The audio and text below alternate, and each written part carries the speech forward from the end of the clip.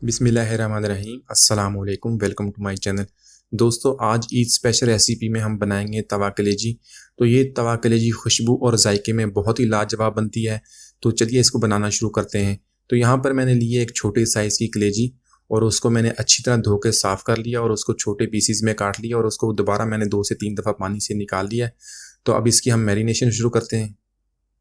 1 tablespoon सफ़ेद सिरका, 1 teaspoon लहसुन अदरक का पेस्ट, 1 टीस्पून कुटी हुई लाल मिर्च, हाफ़ टी स्पून काली मिर्च, हाफ़ टी स्पून ज़ीरा पाउडर और 1 टीस्पून इसके अंदर डालेंगे धनिया पाउडर।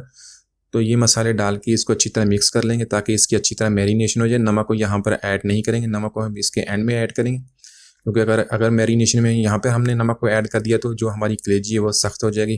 तो इसको तकरीबन 5 से 10 मिनट तक मैरिनेशन के लिए रख देंगे, लेकिन अगर आप डायरेक्ट भी इसको बनाना चाहते हैं तो हम इसको अभी से शुरू कर सकते हैं।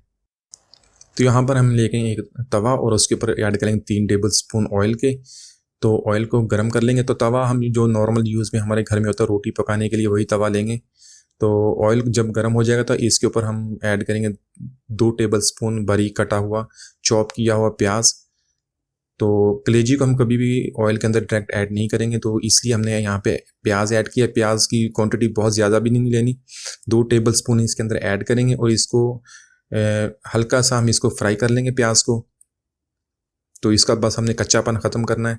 तो हल्का सा फ्राई करने के बाद इसके अंदर हम जो हमने मैरिनेट की हुई थी कलेजी वो इसके अंदर ऐड कर देंगे। तो कलेजी ऐड करने के बाद हम इसको प्याज के साथ 4 से 5 मिनट तक हम फ्राई कर लेंगे।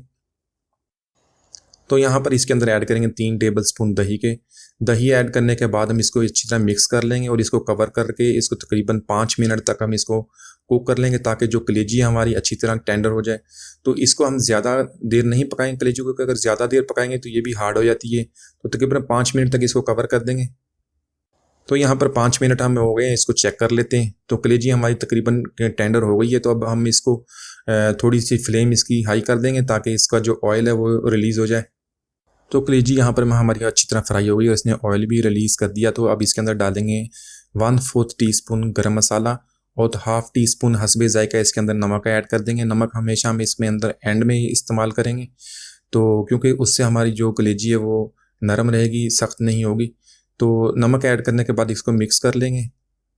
कलेजी को यहाँ पे चटपटा बनाने के लिए इसके अंदर डालेंगे half tea spoon chaat masala. इसके अलावा ऐड करेंगे सब्ज़ मिर्च बारीक काट के और इसके अलावा ऐड करेंगे धनिया। तो ये सारी चीज़ें ऐड करने के बाद इसको मिक्स कर लेंगे और इसको मज़ीद 1 मिनट के लिए फ्राई कर लेंगे। तो ये हमारी बहुत ही मज़ेदार चटखारेदार कलेजी हमारी तैयार हो गई है। तवे के ऊपर हमने इसकी बनाई और इसकी खुशबू भी माशाल्लाह बहुत ही ज़्यादा अच्छी है। तो उम्मीद है आज की रेसिपी आपको पसंद आई होगी। तो बहुत ही आसान रेसिपी, इसको ज़रूर ट्राई कीजिएगा, मुझे बताइएगा कैसी बनी है। तो अब मिलते हैं अगली वीडियो तक, इजाज़त दीजिए। अल्लाह हाफिज़।